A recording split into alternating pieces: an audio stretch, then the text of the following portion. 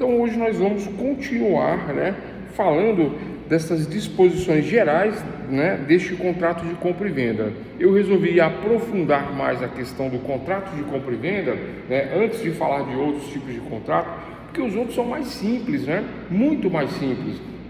Né? Nós vamos falar do contrato e falar qual é o objetivo do contrato, nas espécies de contrato. Isso eu deixo para a terceira aula. Ou seja, a gente fala do contrato e 2 minutos resolve a questão. Fala o contrato, 2 minutos resolve a questão. Mas aqui, né, na formação das disposições gerais contratuais, neste contrato de compra e venda, eu tenho todos os conceitos que estão nos outros contratos. Então eu decidi continuar e me aprofundar nessas questões. Ontem nós falamos do 481, né? Falamos aí de caracteres ou características do contrato, né? Quais são as características do contrato? Falamos ontem, né? Falamos que ele é bilateral, oneroso, consensual, não é? Quanto à forma, solene e não solene, né? Se nós perguntarmos em relação às características contratuais, responda sobre a forma de contratar. Quanto à forma, o que eu posso dizer? Eu posso dizer que o contrato é solene ou não solene. Quando que ele é solene? Quando ele é expresso, escrito e obedece um ritual solene. Um ritual, né, expresso, escrito, com uma forma expressa, escrita, solene, né, num rigor solene, né? Contrato solene, forma solene. Forma não solene. Aí, né, tem aqueles exemplos que eu já dei vários, né? Eu não preciso, quando eu for comprar um refrigerante, uma água, um lanche, fazer um contrato por escrito, né? Existe um contrato? Existe um contrato não solene de compra e venda, né? Mas existe sim, né?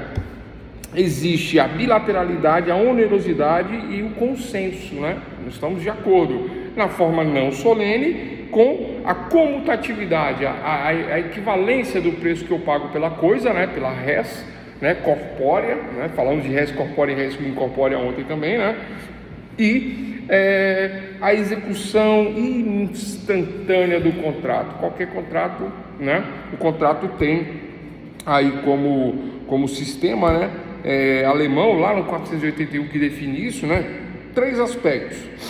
Quais são os 3 aspectos ou 3 elementos constitutivos do contrato? Número 1, a coisa.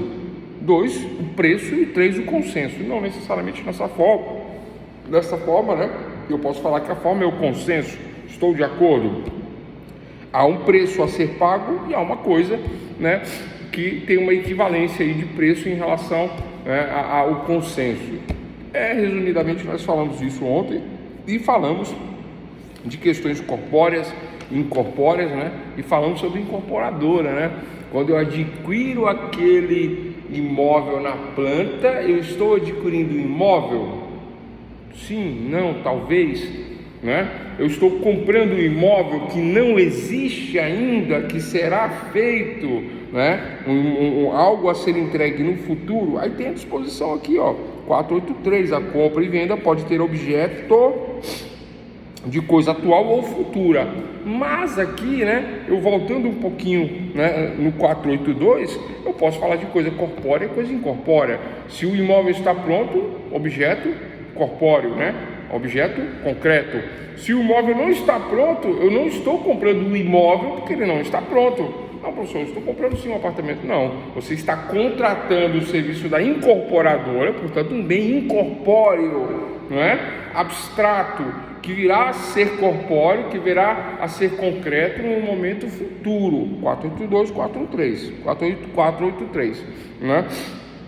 Falamos também daqueles, como é que fala? Títulos de capitalização na aula de ontem, né?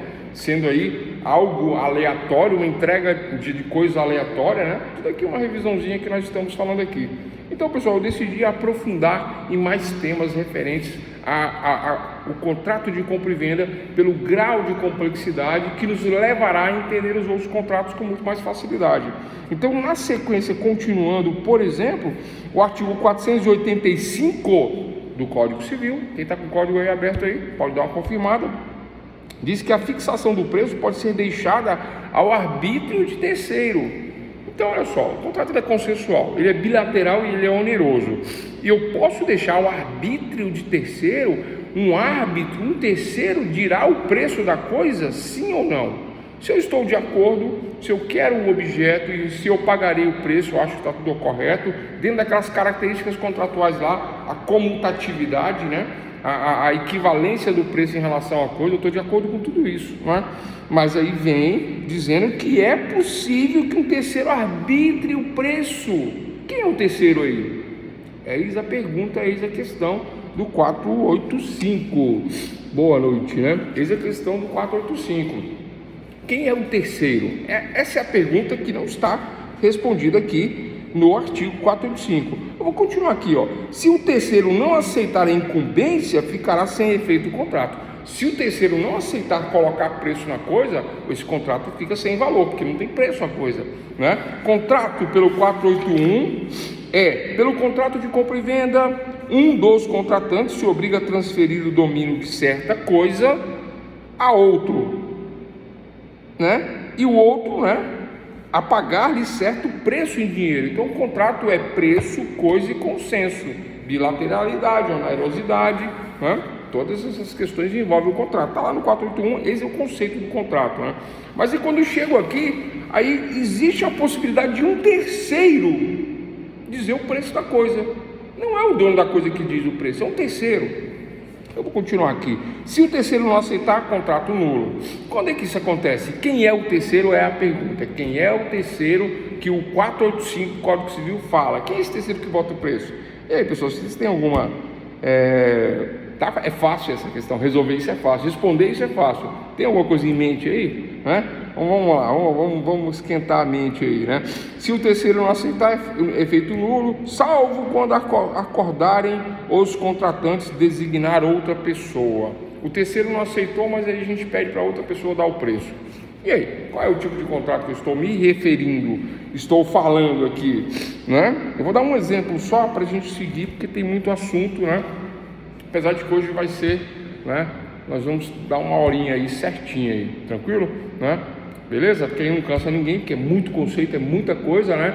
Aí na terceira aula a gente vem falar dos contratos um por um, mas aí é mais simples, né? Depósito, contrato real, contrato...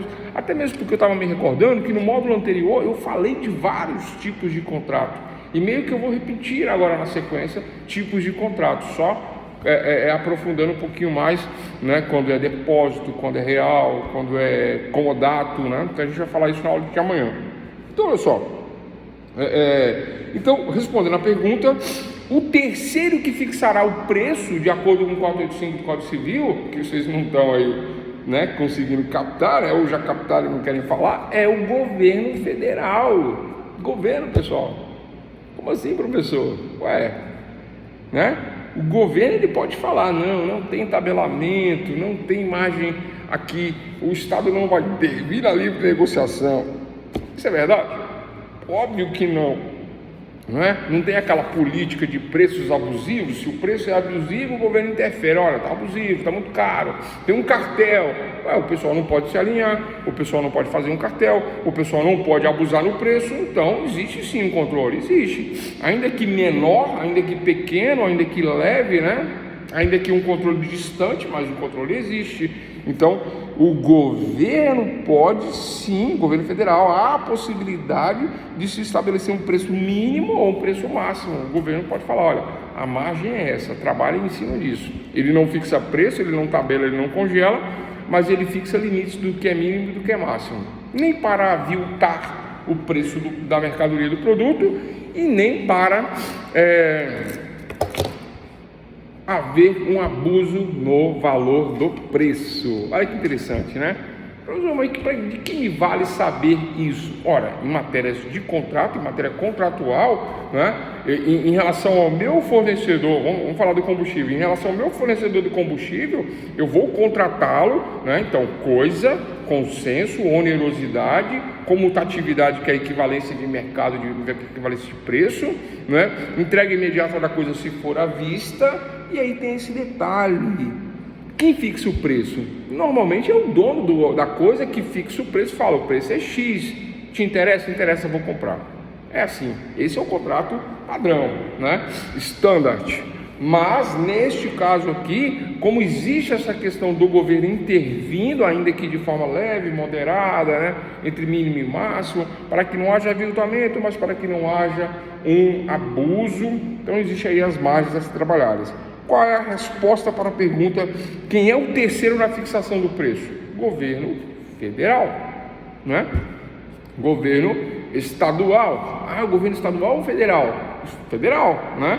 Mas o estadual tem lá, né, a coisa do ICMS. Então é um misto aí de federal com estadual. Então a gente chama de federal porque, entre aspas, é o maior aí na regulação do mercado. Então o governo federal é o que responde o artigo 485, né? Olha só, pela tonelada de determinado produto agrícola, é defeso a um dos contraentes alterar unilateralmente. Vocês pegaram essa frase? Eu vou repetir. Eu fiz uma anotaçãozinha assim dessa palavra, especificamente dessa palavra é defeso, porque isso aí é coisa de jurista mesmo, né? Porque eu me recordo que uma vez, a primeira vez que o aluno me fez isso, eu estava lecionando lá em São Paulo, no estado de São Paulo, né?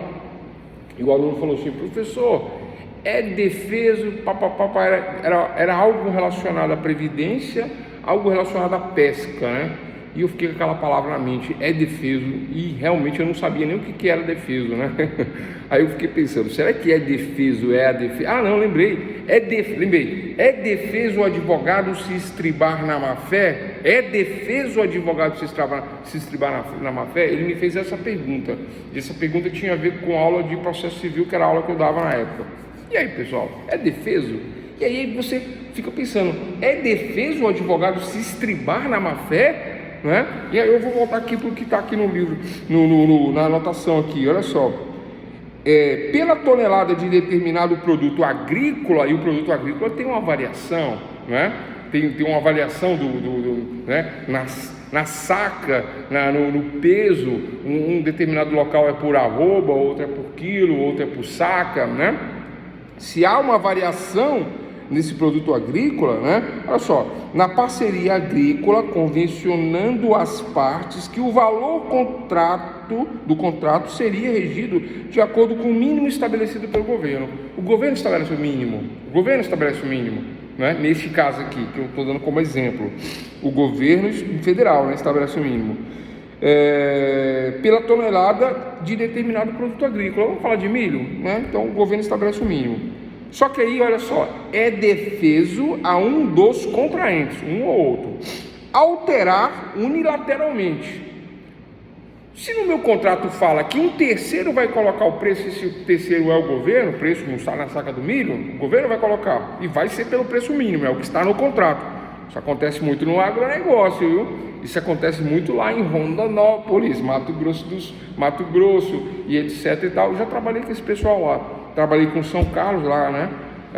Lá com a Adoro, com a empresa internacional de grãos, esqueci o nome dela agora, lá em Rondonópolis, né? Existia esse tipo de negócio. Esse tipo de negócio aqui, esse tipo de contrato que eu estou falando aqui. Parece algo fora da nossa realidade, mas não é.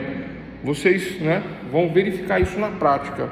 Essa é a realidade. E olha o que acontece. Então, então, se o governo federal é o terceiro, é o que vai determinar o preço do grão e vai ser cotado pelo mínimo o valor da saca, R$ 22,00 a saca, R$ 23,00 a saca, R$ 25,00 a saca, o governo é que vai determinar.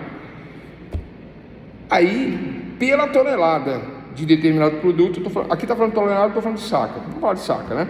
Então, é defeso a um dos contraentes alterar unilateralmente. Aí eu volto naquela questão que eu falei quando eu dava aula lá, né? Opa, alguém quer falar alguma coisa?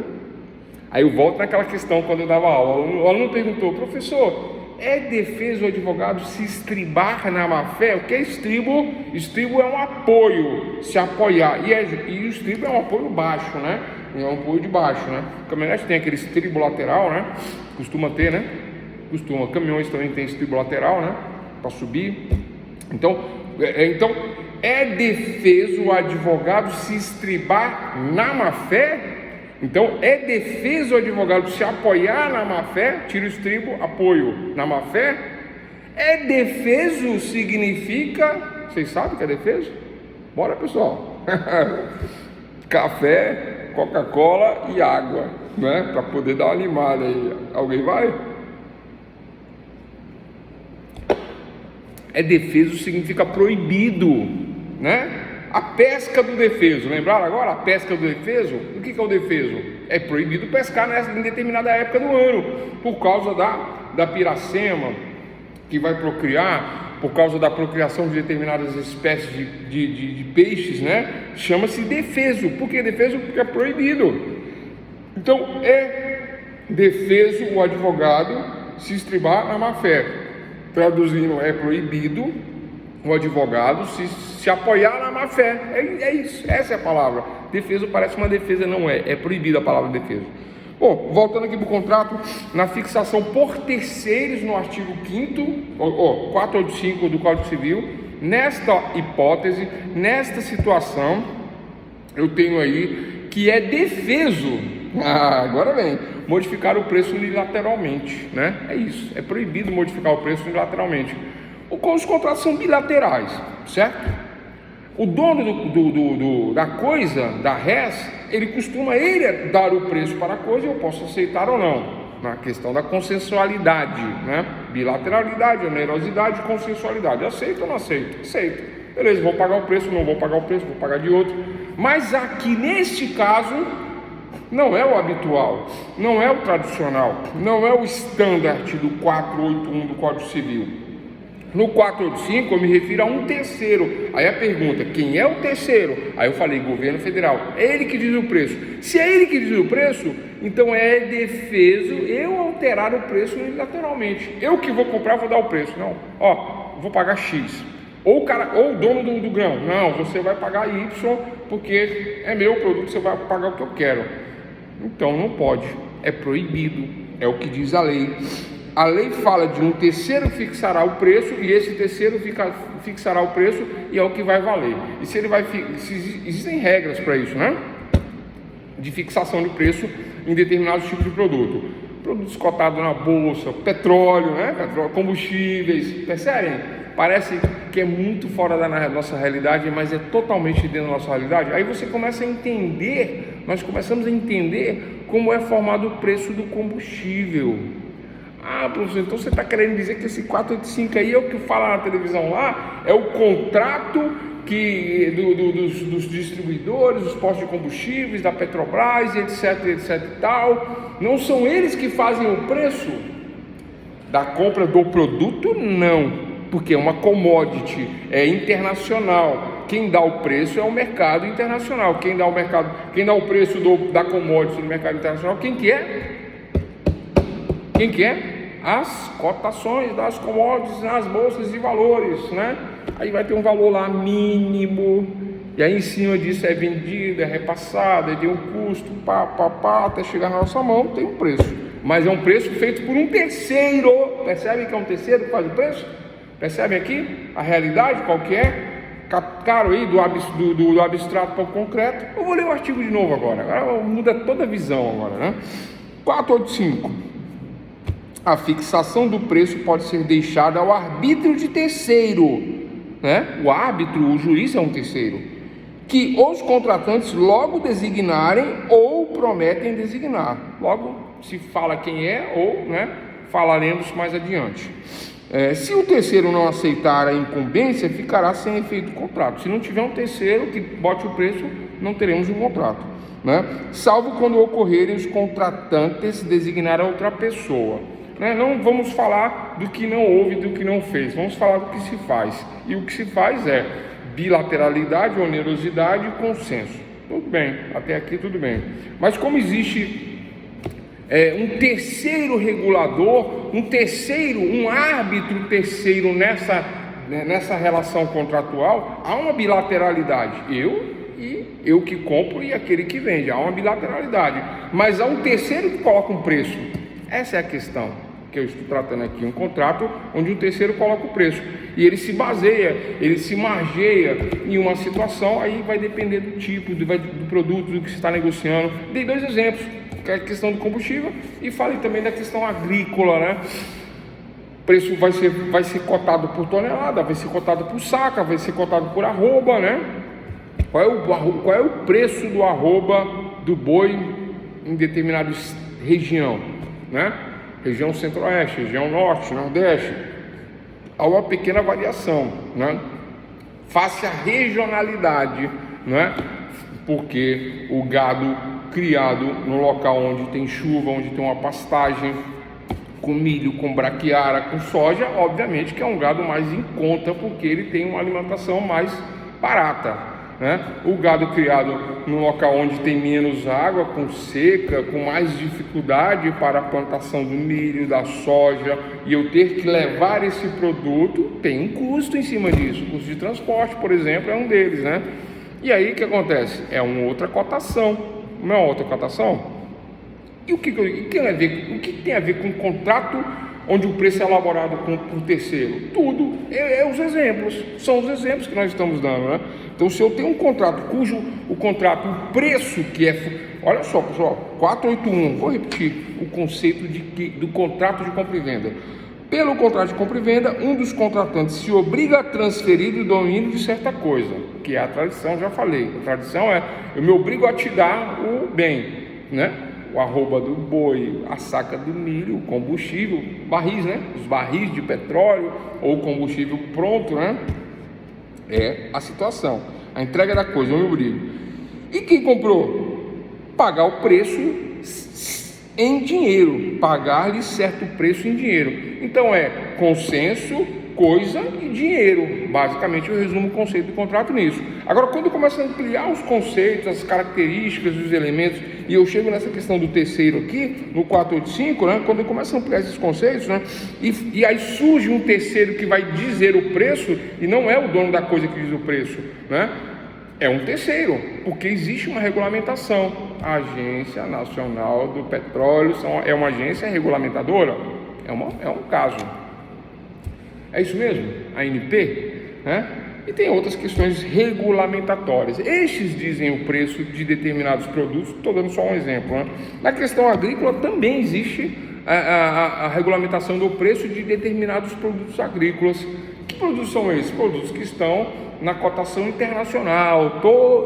Interessa a todo o planeta Terra. Olha que coisa, né? Parece uma coisa de conspiração, não é? É uma aulinha de contratos, 485, o terceiro fixa um preço, né? Esse preço é uma commodity, que é um produto internacional, soja, milho, carne e etc, e etc, e etc, são os exemplos que facilitam a compreensão. Tranquilo, pessoal?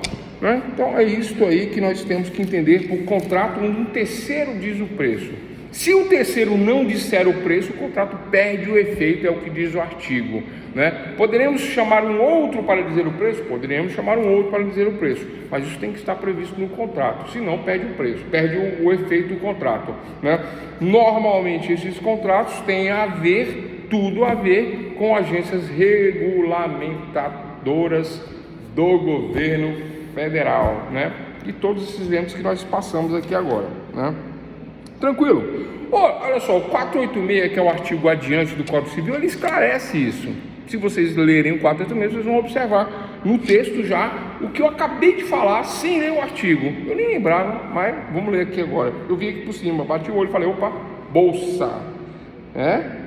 Também se poderá deixar a fixação do preço, a taxa de mercado ou de bolsa, taxa de mercado e de bolsa. Taxa de mercado, agência regulatória, bolsa de valores. É isso, bolsa de valores. Né? Não vou comentar questões políticas aqui não, né, pessoal? Que envolve paixões aí da briga, vocês ficam chateados, né?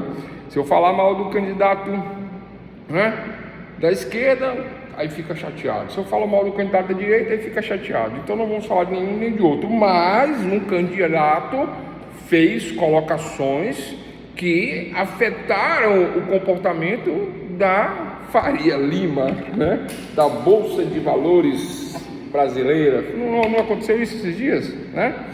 Que trouxe um prejuízo aí por conta dos comentários. Por quê? Porque as pessoas criam expectativas, né? Favoráveis ou desfavoráveis. E aí, olha só, também se poderá deixar a fixação do preço, a taxa de mercado ou de bolsa em certo e determinado dia e lugar.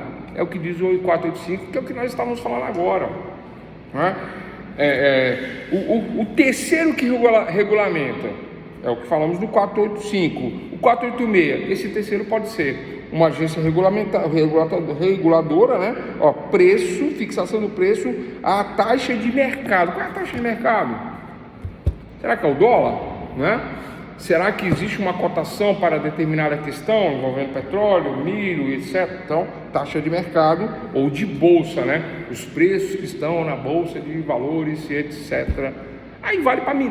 Eu falei de petróleo, eu falei de grãos, né? Do agronegócio, e tem os minérios também que tem cotação internacional. Tem vários, né, produtos que tem cotação internacional, tá? Então, são os exemplos. Lembrando que nossa aula aqui é de contrato de compra e venda, ampliando o conceito, ampliando as características daquilo que pode ser feito no contrato de compra e venda. Não o basicão, comprar um carro, casa, apartamento, né, Coca-Cola, água, não, né? Então eu saio desses conceitos menores, né? Por que menores? Não são menores, são importantes, mas o trivial, o cotidiano, e amplio um pouco mais o conceito aí, passando o quê? Passando para grandes contratos que envolvem taxa de mercado e bolsa. Quem é o terceiro nesses contratos? É a pergunta, aquela perguntinha da OAB, da magistratura, da defensoria, delegado de polícia, polícia federal, escrevente técnico judiciário, é a perguntinha que cai, é essa que eles fazem. A resposta é: quem faz essa regulamentação do preço, e pode ser feito mediante o dispositivo do acordo 485 e 486 do Código Civil, é um terceiro que faz isso.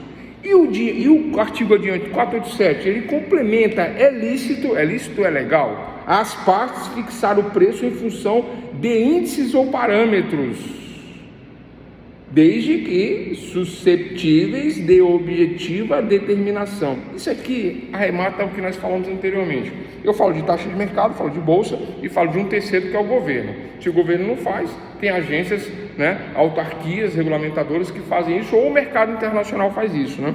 Aí o complemento: é lícito as partes fixar o preço. As partes agora vão fixar, mas vão fixar de acordo com o mercado, de acordo com a bolsa, de acordo com índices pré-estabelecidos. Que índices são esses? Podemos citar aqui, colocar aqui o dólar como um índice, né, de fixação de preço. Então a compra e venda de determinado produto vai ficar indexado. Indexação não pode, eles não falam que não pode indexar, não é proibida a indexação. Onde é que está isso? Acho que é na Constituição mesmo que fala que é proibida a indexação. Eu vou me recordar aqui, é proibida a indexação, mas está aqui, ó, o Código Civil falando: é lícito as partes fixar o preço em função de índices. Índice, indexação é a mesmíssima coisa. Falar de índice e falar de indexação é a mesma coisa. Ou a lei aqui é inconstitucional, mas eu acho que não é não, porque eu não sei se é a Constituição que fala isso, mas eu acho que é o próprio Código Civil que fala isso, né?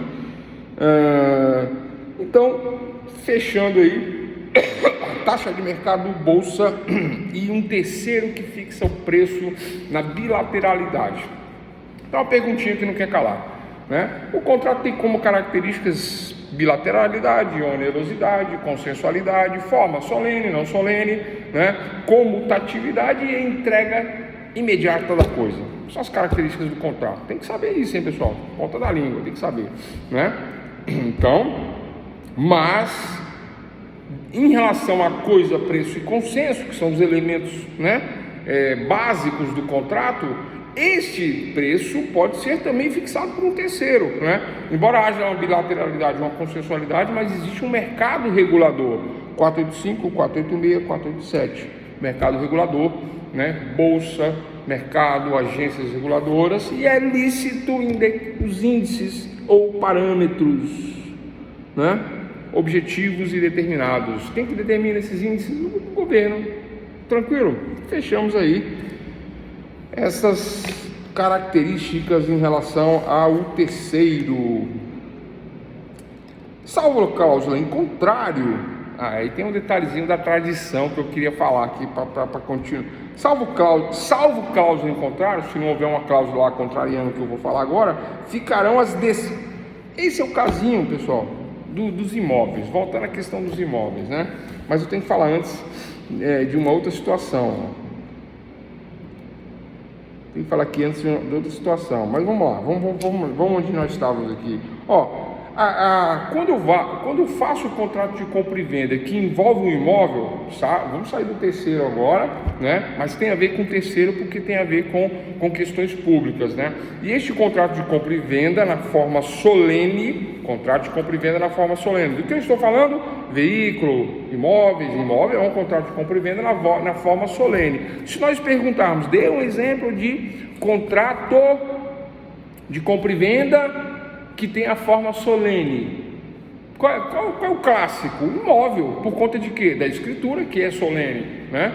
É o clássico. Aí quando eu me refiro a isso e falo disso, eu continuo dizendo que a cláusula, salvo que haja uma cláusula que diga totalmente diferente, o padrão na hora de se fazer desse contrato, se fazer a compra e venda do imóvel né, na hora das despesas da escritura e registro, quem paga? Escritura e registro. Quem paga é o comprador. É isso que diz o artigo 490. E a cargo do vendedor as despesas da tradição. Olha só, está na lei. Isso aqui é parecido com a história do defeso que nós falamos aqui, né? Defeso é proibido, estribo é a base, é proibido, né, se embasar na má-fé. É proibido, o advogado é proibido se embasar na má-fé. E é proibido, né, mudar o preço unilateralmente no contrato quando existe um terceiro regulador. É o que nós falamos aqui, o resumo do que está aqui para trás. Agora aqui para frente, né? Quando se trata de um contrato de imóvel, né, e é um contrato na forma solene, né, porque existe uma solenidade envolvendo impostos, né? Qual é o imposto aí? Imposto de transmissão de bens intervivos, o ITBI. Se houver uma sucessão e houver alguém que deixou um imóvel, né, para inventariar na sucessão, aí será um imposto de transmissão de bens causa mortes, né? Então tem um imposto que na compra e venda entre vivos tem um imposto, né? E na sucessão também tem um imposto que se paga. Pronto, é isso, né? Quem paga isso? Sempre quem paga é o... Tá na lei 490. Depois eu leio o artigo, né? Quem paga... Bom, pessoal, quem paga o imposto é quem compra. Sempre é quem compra que paga, né? Agora, as despesas da tradição, agora vamos lá, né? Eu estava falando de defesa, eu estou falando de tradição. O que é tradição? É outro termo jurídico que significa entrega da coisa. Anotem aí, tradição é a entrega da coisa. Tranquilo? Então, se eu compro um veículo e pago o preço, uma das características do contrato de compra e venda, a última característica é a entrega imediata da coisa, né? Que é a tradição imediata. Então, se for à vista, tá? Se for a crédito, não. Então, se for à vista, paguei. Eu tenho o direito a receber à vista. Eu pago à vista, recebo à vista. Isso está fundamentado mais à frente, na norma mais à frente, nos códigos mais à frente, né? Mas eu estou adiantando aqui por conta do exemplo. Então, se eu pago à vista, eu recebo à vista, se for à vista, né? E esse receber a coisa à vista, o nome disso é tradição. Ah, professor, mas eu não entendi essa questão aí do imóvel. Como é que é feita a tradição do imóvel? O comprador, ele paga as despesas da escritura. Quem compra, paga a escritura. Paga todas as taxas referentes à escritura, inclusive os impostos, salvo disposição contrária, que é o que diz a norma, que é o que diz a lei. Não é isso que nós estamos falando? É isso.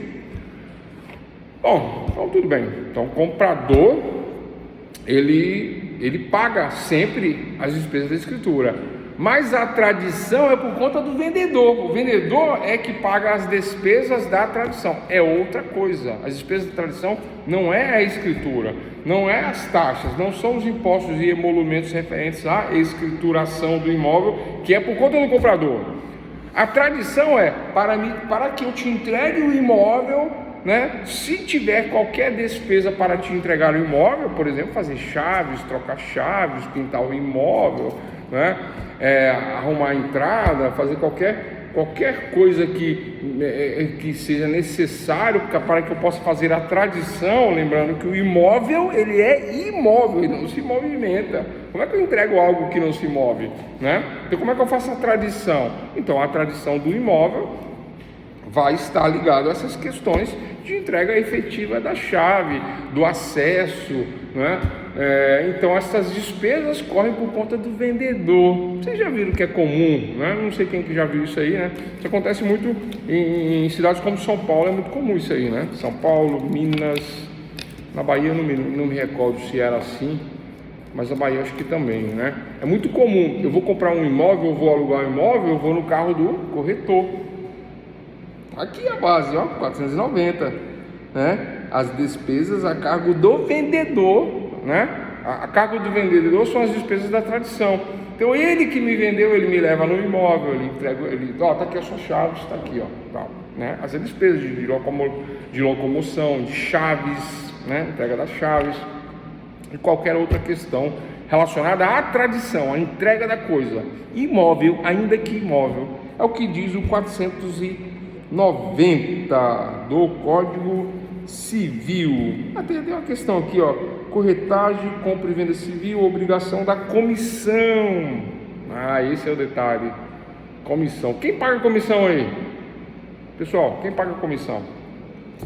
Se as despesas de escrituração é a cargo do comprador, escrituração. Já a tradição é a cargo do vendedor. Então as despesas da tradição, da entrega do imóvel, entrega da coisa, e aí a corretagem, quem paga é o vendedor. Quem vendeu é que paga o corretor. Não é só isso. Estou com o microfone. Tranquilo, né? E é só isso, né? Vocês entendem? Professor, então quer dizer que quando eu boto a minha casa para vender na imobiliária, quem paga a imobiliária sou eu? O fundamento está aqui, 490 do Código Civil. Eu não sabia que era assim. Eu achei que era uma coisa assim meio combinada, todo mundo fazia igual. Por quê? Porque está na lei. Não existe nada aleatório, né? Numa imobiliária é por conta do vendedor, na outra imobiliária é por conta do comprador. Não, decorrente de lei, ex lege, sed lex dura lex, é dura, mas é a lei, está aqui, ó, né? Ex lege por força da lei, por força da lei, o artigo 490 é quem diz isso, né? Tem lá uma lei de corretagem, uma lei imobiliária, uma lei, uma norma, um regulamento baseado no 490, fundamentado no 490, com fulcro no 490. Eis a gênese da questão, porque o Código Civil é a norma de conduta da sociedade civil organizada. Sociedade civil, sociedade civilizada, Código Civil, eis a norma. Daqui é que decorrem as outras normas e regulamentações. E essa tem que ser com base na Constituição, né? Tem que ser uma norma que ela não pode ir de encontro a nada que está na Constituição. Aí na Constituição fala direito à propriedade, direito a ir e vir, né? E etc, etc e tal. Aí do direito à propriedade tem as questões que regulamentam os contratos no Código Civil, falando especificamente de propriedades imóveis, né? Nesse tipo de contrato de compra e venda, o comprador paga a escritura, o vendedor as custas da tradição. E dentre as custas da tradição, aí eu estava tentando lembrar um exemplo, falei de chave, falei de vários exemplos, mas o clássico é a questão da corretagem. A corretagem quem que paga? O vendedor. Então, se nós virmos lá uma perguntinha, né, sobre quem paga a escritura, o comprador, quem paga a corretagem é o vendedor. Então eu pego o meu imóvel, eu tenho 3 imóveis, moro em um e quero vender um.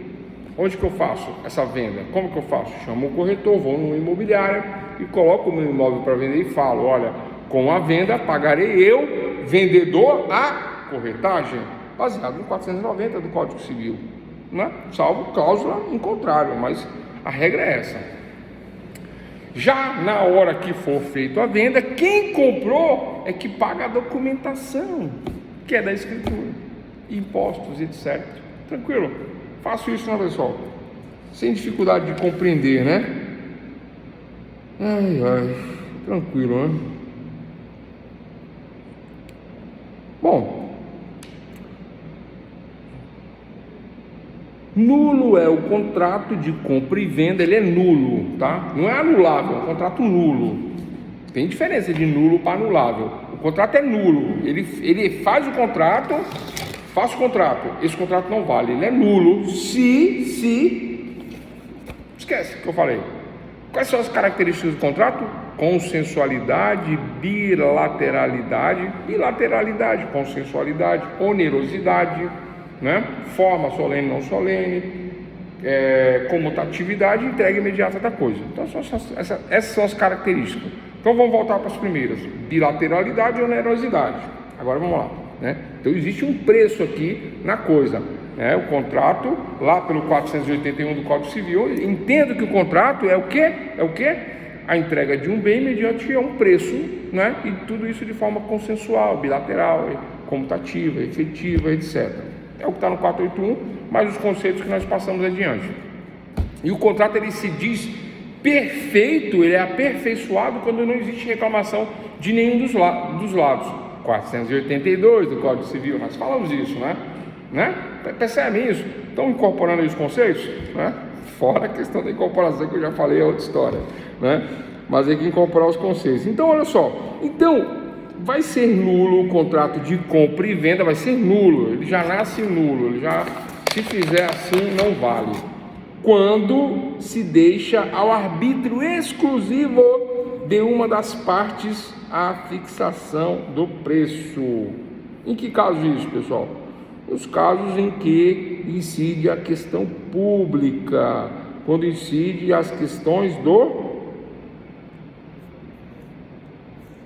Olha só, vamos clarear isso aí. Isso aí tem muito a ver com a questão do equilíbrio contratual e tem a ver com aquela característica que eu falei da comutatividade, da equivalência do preço em relação à coisa, né? Então, né, eu vou comprar um veículo que sabidamente, público, notório, tabela FIPE, olha só, existe uma tabela oficial, a tabela FIPE daquele valor de veículo é de 100 mil reais, é o valor do veículo, 100 mil reais, né? Eu posso comprar o veículo por 80, 85, 90, 105, 110, 114, sabe? Existe uma variaçãozinha ali em torno da tabela FIPE, né? Existe uma variaçãozinha, mas aí não, né? Eu vou lá, né? Bilateralidade, consensualidade, né? Mas aí o outro lado bota o preço 150, 200 mil e tal. É nulo o contrato de compra e venda quando se deixa ao arbítrio exclusivo de uma das partes a fixação do preço. Esse contrato, ele é nulo, não é?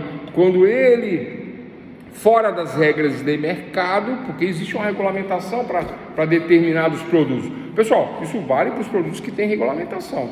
Os produtos que não têm regulamentação, essa regra não vale, né? E aí nós sabemos, né, quais são os produtos que têm regulamentação. Todos que incidem impostos e taxas do governo, todos.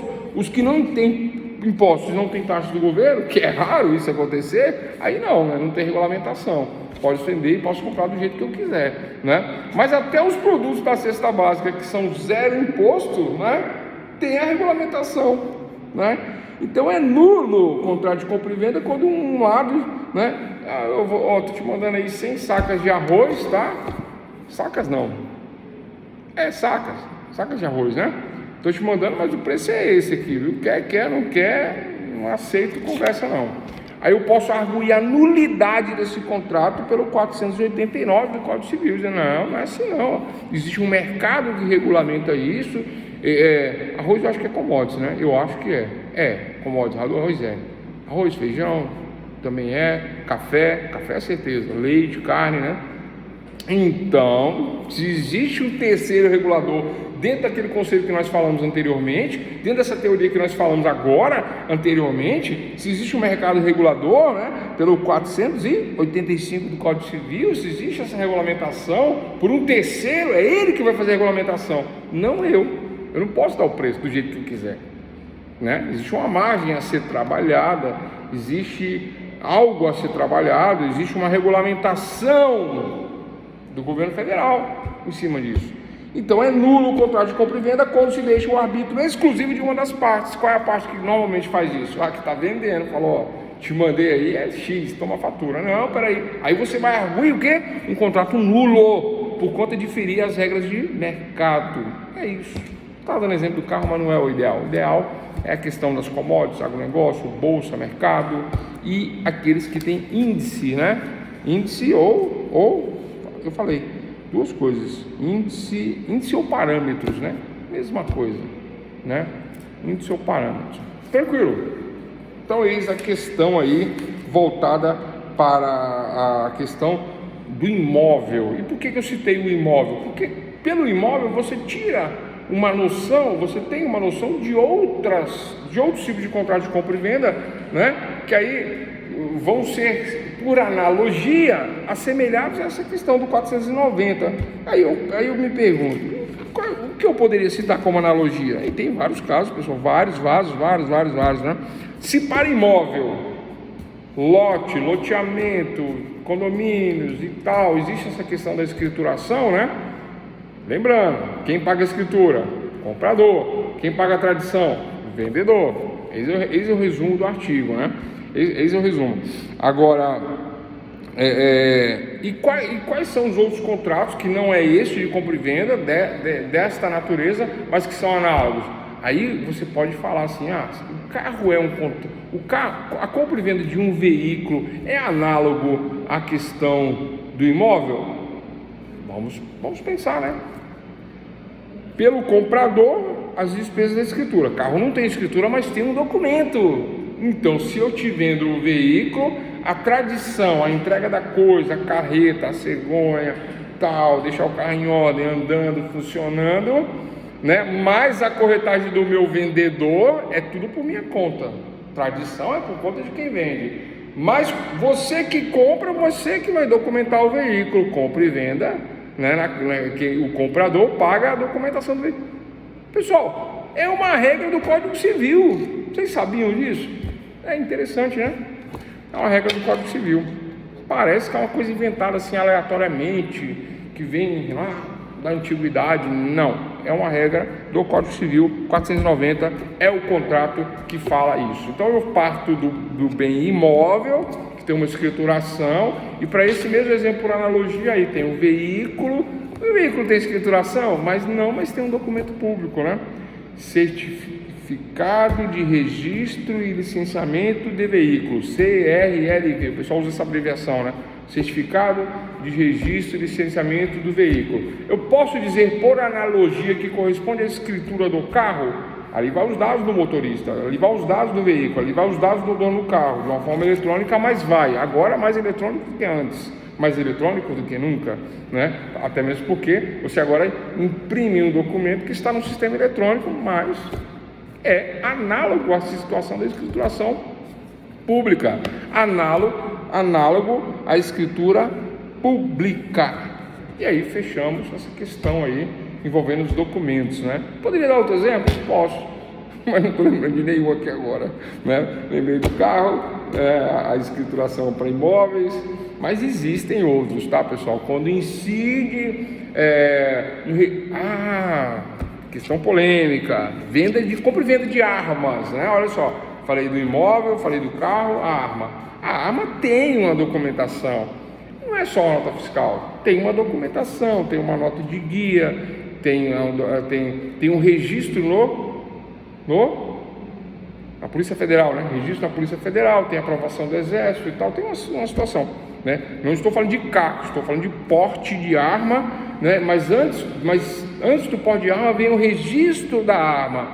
Eu trouxe o registro aqui? Não trouxe. O que é o registro